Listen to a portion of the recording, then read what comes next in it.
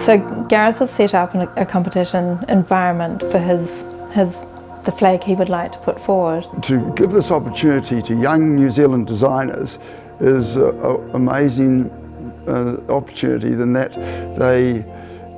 they can say who they are and where they want to go, and as a nation where we should be. I agreed to be a judge because it's a core piece of our identity that's going to be recognised internationally, and there's the risk of, if we don't get involved, it being another thing that gets slid through on this particular government that we haven't paid enough attention to. I just thought, hang on a minute, this is something that is a good idea. I really liked the sentiment that Gareth was bringing to the idea of the project. It's the moment when we have to assert ourselves, define who we are, and also project our aspirations for the future.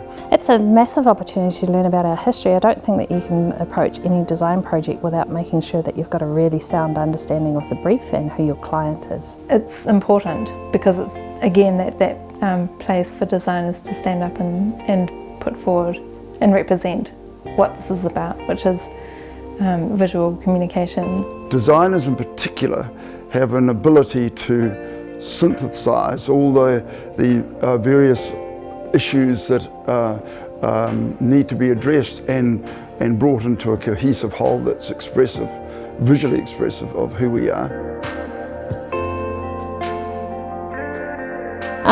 It's an overhang from colonisation.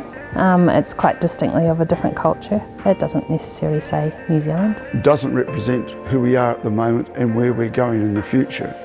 And it hasn't got a uniqueness, or doesn't differentiate itself well against all the other flags internationally. For me, the flag, from a design point of view, is pretty dull.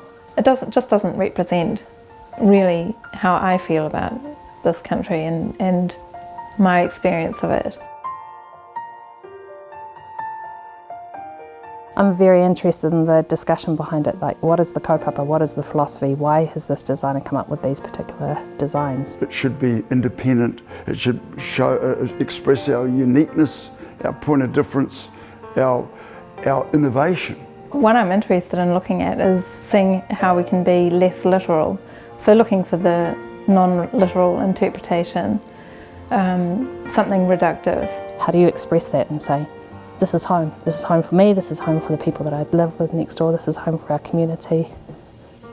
You know, we do care, we're not apathetic. A much more personal kind of interpretation of the things that make people feel part of this place.